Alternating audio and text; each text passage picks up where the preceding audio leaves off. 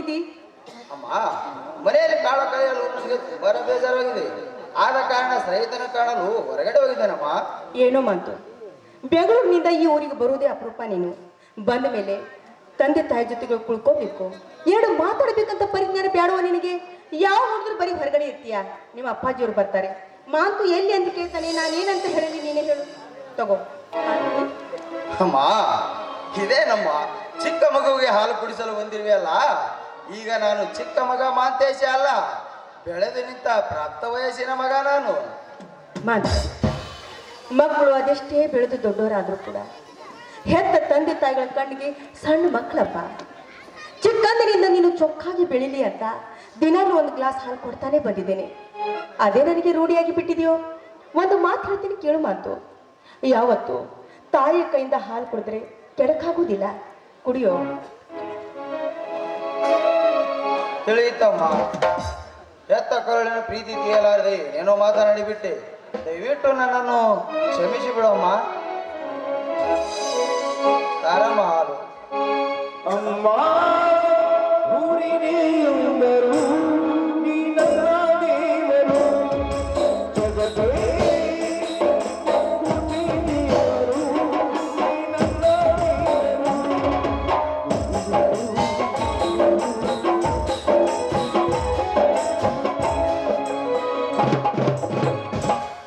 ಅಮ್ಮ, ನಿನ್ನೆ ರಾತ್ರಿ ನಾನು ಮನೆಗೆ ಬಂದಾಗ ತುಂಬಾ ಲೇಟ್ ಆಗಿತ್ತು. ಅಪ್ಪ ಏನಾದ್ರು ತಪ್ಪು ತಿಳಿದುಕೊಂಡ್ರೇನಮ್ಮ? ಮಾತು ಏನು ಏನ್ ಮಾಡ್ತಿದೀಯ ನೀನು? ನಿನ್ನೆ ರಾತ್ರಿ ಅದಷ್ಟು ಕುಡಿದು ಮನೆಗೆ ಬಂದಿದ್ದೀಯಾ? ನಿನಗೆ ನಿಲ್ಲಲು ಸಹ ಆಗ್ತಿರ್ಲಿಲ್ಲ. ನಾನು ನಿನ್ನ ಕೈ ಹಿಡಿದು ನಿನ್ನ ರೂಮಿನ ತನಕ ಬಿಟ್ಟು ಬಂದಿದ್ದೀನಿ. ಯಾಕೆ ಕುಡಿದು ಬಂದಿದ್ದೀಯಾ? ನಮ್ಮ ಪುಣ್ಯ ಅಂತ ತಿಳ್ಕೊ. ನೀನು ಬಂದ ಸಮಯದಲ್ಲಿ ನಿಮ್ಮ ಅಪ್ಪಾಜಿ ಮನೆಯಲ್ಲಿ ಇರ್ಲಿಲ್ಲ. ಏನಮ್ಮ? ಹೌದಪ್ಪ, ಹೆತ್ತ ತಾಯಿಯಾಗಿ ನಿನಗೊಂದು ಮಾತು ಹೇಳ್ತೀನಿ, ಕೇಳು. ಇದು ಮಾನವಂತರ ಮನೆತನ. ಈ ಮನೆತನದಲ್ಲಿ ಈ ಕುಡಿಯೋದಾಗ್ಲಿ, ಜೂಜಾಡೋದಾಗ್ಲಿ, ಸೇದೋದಾಗ್ಲಿ ಯಾವ ಕೆಟ್ಟ ಕೆಲಸಕ್ಕೆ ಆಸ್ಪದ ಇಲ್ವೋ? ಇದೆಲ್ಲ ನಿಮ್ಮ ತಂದೆಯವರಿಗೆ ಹಾಕಿ ಬರೋದಿಲ್ಲ. ಒಂದು ಏನಾದ್ರೂ ನೀನು ಮಾಡ್ತಿರೋ ಕೆಟ್ಟ ಕೆಲಸ ಏನು ನಿಮ್ಮ ತಂದೆ ಕಣ್ಣಿಗೆ ಬಿದ್ದರೆ ದುರಂತ ತಪ್ಪಿದ್ದಲ್ಲ. ಅಮ್ಮ, ಏನು ಹೇಳುತ್ತಿರುವೆ ನೀನು? ಈ ಕಲಿಯುಗದಲ್ಲಿ ಕುಡಿಯುವುದು ದೊಡ್ಡ ಅಪರಾಧವೇ? ಕೊಲೆ, ಕಳ್ಳತನ, ಅತ್ಯಾಚಾರ ಮಾಡುವುದು ತಪ್ಪಾಗುತ್ತದೆ. ದುಡ್ಡಿದ್ದು ದೊಡ್ಡವರಾದರೂ ಕುಡಿಯುವುದರಲ್ಲಿ ಯಾವ ತಪ್ಪು ಇಲ್ವಲ್ಲಮ್ಮ. ಹಾಗಂತ ನೀ ತಿಳ್ಕೊಂಡಿದೀಯಾ? ನೀನು ಹಾಗೆ ನಾವು ತಿಳ್ಕೊಬೇಕಲ್ಲಪ್ಪ. ಸಂಸ್ಕೃತಿ ಸಂಪ್ರದಾಯದಿಂದ ತುಂಬಿಕೊಂಡಿರೋ ಮನೆಯಪ್ಪ ಇದು. ಇಲ್ಲಿ ಕೆಟ್ಟ ಕೆಲಸಗಳಿಗೆ ಯಾವತ್ತೂ ಅವಕಾಶ ಇಲ್ವೋ? ನಿಮ್ಮ ತಂದೆಯವರು ನ್ಯಾಯ, ನೀತಿ, ಧರ್ಮದಿಂದ ನಡೆಯೋರು. ಹೀಗಿರುವಾಗ ನೀವು ಯಾವುದು ತಪ್ಪು ಕೆಲಸ ಮಾಡಬೇಡ ಅಂತ ಹೇಳ್ತಾ ಇದ್ದೀನಿ. ಅದಕ್ಕಾಗಿ ನಿನಗೆ ಎಚ್ಚರ ಕೊಡ್ತಾ ಇದ್ದೀನಿ ಮಗು. ಅಮ್ಮ, ಹೆತ್ತವರ ಆಜ್ಞೆಯಂತೆ ಇನ್ನು ಮುಂದೆ ಯಾವ ತಪ್ಪಾಗಲಾರಂತೆ ನಡೆದುಕೊಳ್ಳುತ್ತೇನೆ. ನಿನ್ನೆ ರಾತ್ರಿ ನಾನು ಕುಡಿದು ಬಂದಿದ್ದಕ್ಕೆ ಶಿಕ್ಷೆ ಕೊಡೋದಾದರೆ ನಿನ್ನ ಕೈಯಿಂದ ನನ್ನ ಕೆನ್ನೆಯಲ್ಲಿ ನಾಲ್ಕು ಬಾರಿಸಿ ನನ್ನನ್ನು ಕ್ಷಮಿಸಿ ಬಿಡಮ್ಮ.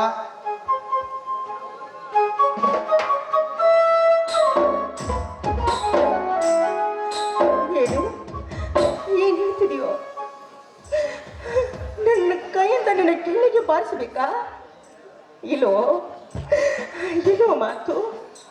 ನನಗೇನು 10 ಮಕ್ಕಳೇನೋ? ಇರೋನು ಒಬ್ಬನೇ ಅಪ್ಪ ನನಗೆ. ನೀನು ಹೆಣ್ಣು ಅಂದ್ರೆ ನೀನೇ, ಗಂಡು ಮಗು ಅಂದ್ರೆ ನೀನೇ ಅಪ್ಪ ನನಗೆ. ನೋಡು, ನೀನು 10 ತಪ್ಪು ಮಾಡಿದ್ರು ಹೊಟ್ಟೆಗೆ ಹಾಕೋಬೇಕು ಅಂತ ತಾಯಿ ಕಳ್ಳಪ್ಪ ಇದು. ನಾನ್ ಕ್ಷಮಿಸಬಹುದು, ಆದ್ರೆ ನಿಮ್ಮ ತಂದೆ ಅಂತವ್ರಲ್ವೋ? ಅಂತವ್ರಲ್ಲ. ತಪ್ಪು ಮಾಡಿದ ಸ್ಥಳದಲ್ಲಿ ಮನೆಯವರಾಗ್ಲಿ ಹೊರಗಿನವರಾಗ್ಲಿ ತಪ್ಪು ತಪ್ಪೆ ಅಂತ ಹೇಳ್ತಾರೆ ನಿಮ್ಮ ತಂದೆಯವರು. ಕಳ್ಳತನ ಮಾಡೋರು ಕಣ್ಣಿಗೆ ಬಿದ್ದರೆ ಕಣ್ಣನ್ನೇ ತೆಗೆದು ಬಿಡ್ತಾರೆ ನಿಮ್ಮ ತಂದೆಯವರು. ದರೋಡೆ ಮಾಡೋರ ಕೈ ಕಾಲಿನ ಕತ್ತರಿಸಿ ಬಿಡ್ತಾರೆ ನಿಮ್ಮ ತಂದೆಯವರು. ಅನ್ಯಾಯ ಅತ್ಯಾಚಾರ ಮಾಡಿದವರಿಗೆ ಬಿಟ್ಟವರಲ್ಲ ನಿಮ್ಮ ತಂದೆಯವರು. ತಪ್ಪು ಮಾಡಿದ ಸ್ಥಳದಲ್ಲಿ ಯಾರೇ ಇದ್ದರೂ ಶಿಕ್ಷೆ ಕೊಡೋರಿಗೆ ಬಿಟ್ಟವರಲ್ಲ ನಿಮ್ಮ ತಂದೆ. ಅಷ್ಟೊಂದು ನಿಷ್ಠೆಯಿಂದ ಈ ಊರಲ್ಲಿ ಬಾಳ್ತಾ ಇದ್ದಾರೆ. ಅಷ್ಟೇ ನಿಷ್ಠೆಯಿಂದ ನೀನು ಬಾಳು ಅಂತ ಹೇಳ್ತಾ ಇದ್ದೀನಿ. ಅಮ್ಮ, ನಿನ್ನ ಪಾದ ಮುಟ್ಟಿ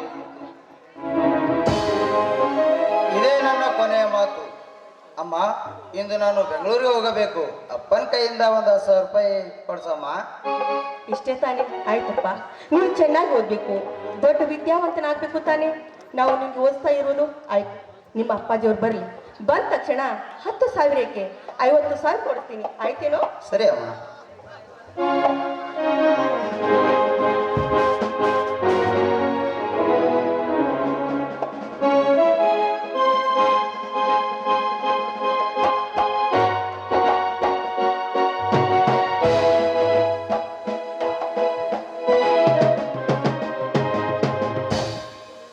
ಏನು ಮಾದೇವಿ, ತಾಯಿ ಮಗನಿತ್ತು ಏನೋ ವಿಚಾರ ಮಾಡುತ್ತಿದ್ದರು? ಏನೂ ಇಲ್ಲ ರೀ, ನಮ್ಮ ಮಾತು ಬೆಂಗಳೂರಿಗೆ ಹೋಗ್ತಾ ಇದ್ದಾನೆ. ಮತ್ತೆ ಅವನಿಗೆ ಖರ್ಚಿಗೆ ಒಂದು 10,000 ರೂಪಾಯಿ ಬೇಕಮ್ಮ ಅಂತ ಹೇಳಿದ.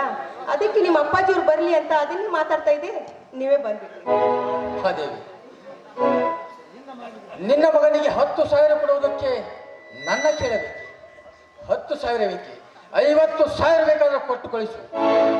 ಆದರೆ ನನ್ನ ಅಭ್ಯಂತರವೇನಿಲ್ಲ. ಆದರೆ ಒಂದೇ ಒಂದು ಮಾಂತೇಶ್ ನಿನ್ನ ಹತ್ರ ಕೇಳೋದಿದೆ. ಏನು ಹೇಳಿ ಅಪ್ಪಾಜಿ, ನಿಮ್ಮ ಮಾತು ಚಾಚು ತಪ್ಪದಂತೆ ನಡೆಸಿಕೊಡುತ್ತೇನೆ. ನೋಡು ಮಾಂತೇಶ್, ಈ ಮನೆಗೆ ನೀನೊಬ್ಬನೇ ಮಗ. ಈ ಮನೆಯ ಸ್ವಾಧೀನದಲ್ಲಿ ಬರುವ ಆಸ್ತಿ, ಅಂತಸ್ತು, ಸಿರಿ ಸಂಪತ್ತಿಗೆ ನೀನೇ ಸರ್ವಾಧಿಕಾರಿ. ಮುಂದೊಂದು ದಿನ ಈ ಮನೆಗೆ ಯಜಮಾನ ಆಗಬೇಕಾದವನು ನೀನೇ.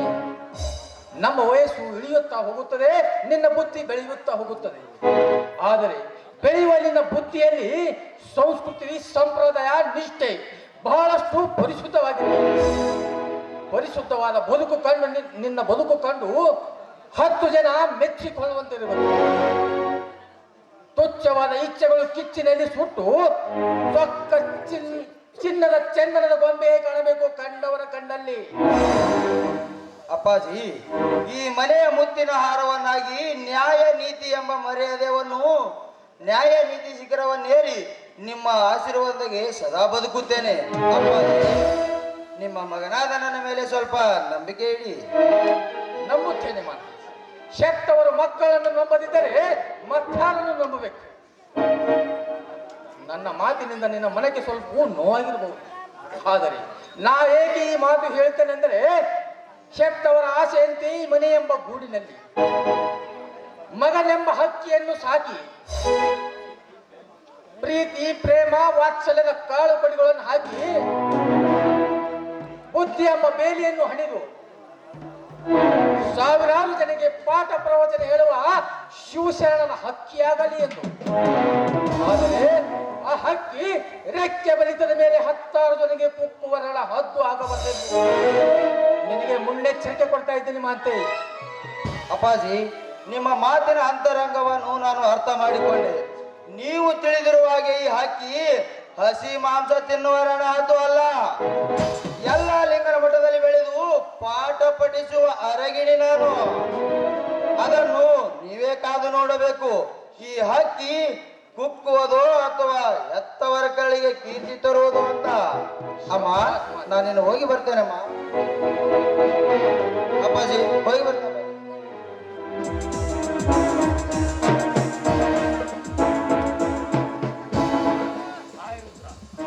ಹಾಯ್ ರುದ್ರ, ನಾನು ಬೆಂಗಳೂರಿಗೆ ಹೋಗಿ ಬರುವೆ. ನೀನು ಚೆನ್ನಾಗಿದೀಯಾ? ನಿಮ್ಮ ಪುಣ್ಯದಿಂದ ಚೆನ್ನಾಗಿದ್ದೀನ್ರಿ ಅಪ್ಪ. ಅಲ್ರಿ ಅಪ್ಪರ, ಇನ್ನೊಂದು 4 ದಿವಸ ಇರ್ಬೇಕಲ್ರಿ? ಇಲ್ಲ ರುದ್ರ, ನನಗೆ ಸ್ವಲ್ಪ ಅರ್ಜೆಂಟ್ ಕೆಲಸವಿದೆ. ಸಮಯ ಸಿಕ್ಕಾಗ ಮತ್ತೆ ಬರುತ್ತೇನೆ. ರುದ್ರ, ಒಳಗಡೆ ತಿಜೋರಿಯಲ್ಲಿರುವ 10,000 ತೆಗೆದು ಮಾಂತೇಶನ ಸುಟ್ಕೇಸಿನಲ್ಲಿ ಇಟ್ಟು ಬಿಡು. ಸರಿ ರೀ ಅಪ್ಪ.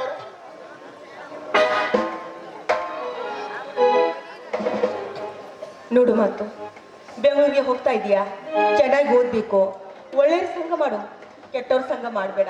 ಏನು ದಿನಾಲು ಚೆನ್ನಾಗಿ ಓದಬೇಕು. ಮತ್ತೆ ಮಲ್ಕೊಳ್ಳುವಾಗ 1 ಗ್ಲಾಸ್ ಹಾಲು ಕುಡಿ. ಮತ್ತೆ ನಿನಗೇನಾದರೂ ನೆಗಡಿ ಆದರೆ ಸ್ವಲ್ಪ ಚಹಾದಲ್ಲಿ ಶುಂಠಿ ಹಾಕಿ ಕುಡಿದ್ಬಿಡು. ಎಲ್ಲ ನೆಗಡಿ ಎಲ್ಲ ಬಂಗ್ ಮಾಯ ಆಗುತ್ತೆ. ಮತ್ತೆ ಅದೇನು ಫೋನ್ದಲ್ಲಿ ಫೇಸ್ಬುಕ್ಕು, ವಾಟ್ಸಪ್ ಅಂತಿರ್ತಲ್ಲ, ಅದೆಲ್ಲ ಕುತ್ಕೋಬೇಡವು. ಚೆನ್ನಾಗಿ ಓದಬೇಕು. ಏನು ಅಭ್ಯಾಸ ಕಡೆ ಲಕ್ಷ್ಯ ಕೊಡು. ದೊಡ್ಡ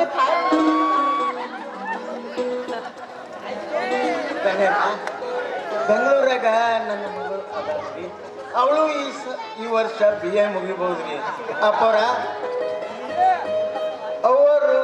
ಅಪ್ಪವರು ನಾನು ಚೆನ್ನಾಗಿದ್ದೀವಿ ಅಂತ ನನ್ನ ಮಗಳಿಗೆ ತಿಳಿಸ್ತೀರೇನ್ರಿ ಅಪ್ಪ? ಅಂಬಿಕಾ ಅಂದ್ರೆ ರುದ್ರ, ಬೆಂಗಳೂರು ಅದೊಂದು ದೊಡ್ಡ ಸಿಟಿ. ನಿನ್ನ ಮಗಳು ಯಾವ ಕಾಲೇಜಿನಲ್ಲಿ ಇದ್ದಾಳೆ ಅಂತ ಹುಡುಕಬೇಕು. ನಿನ್ನ ಮಗಳ ಅಡ್ರೆಸ್ ಇದ್ರೆ ಸ್ವಲ್ಪ ಕೊಡ್ತೀಯಾ? ಅಪ್ಪವ್ರ ಮನ್ಯಾಗ ಮತ್ತೆ ಬಂದ್ಬಿಟ್ಟೇನ್ರಿ. ಅಪ್ಪವ್ರ ಇನ್ನೊಂದು ಸಲ ಬರ್ತಿರಲ್ಲ ಅವಾಗ ನಾ ಕೊಡ್ತೀನಿ. ಅಪ್ಪವ್ರ ನಾನು ಬಸ್ ಸ್ಟ್ಯಾಂಡ್ ತನಕ ಬರ್ತೀನಿ. ಸರಿ ಬಾ ರುದ್ರ. ಅಮ್ಮ ನಾನು ಬರ್ತೀನಮ್ಮ. ಅಪ್ಪಾಜಿ ಬರ್ತೇನೆ ಅಪ್ಪಾಜಿ.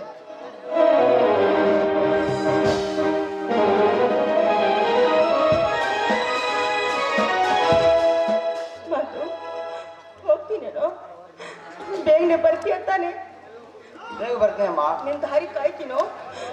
ಮತ್ತೆ ದಿನಾಲು ಫೋನ್ ಮಾಡ್ತೀಯ ತಾನೆ?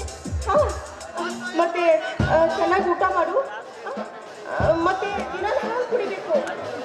ಮತ್ತೆ ದಿನಾಲು ಫೋನ್ ಮಾಡಬೇಕು.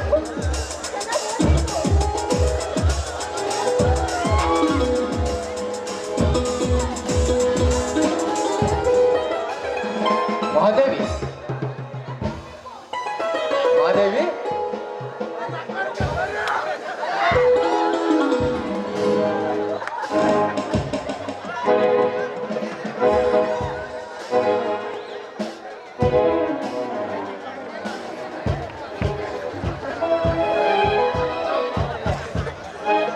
ಮಹಾದೇವಿ, ಮಗ ಇಷ್ಟೋ ತನಕ ಬೆಂಗಳೂರಿಗೆ ಮುಟ್ಟಿರ್ಬೋದು. ಮಹಾದೇವಿ, ಹೊಟ್ಟೆ ತುಂಬ ಹಸ್ತಾ ಇದೆ.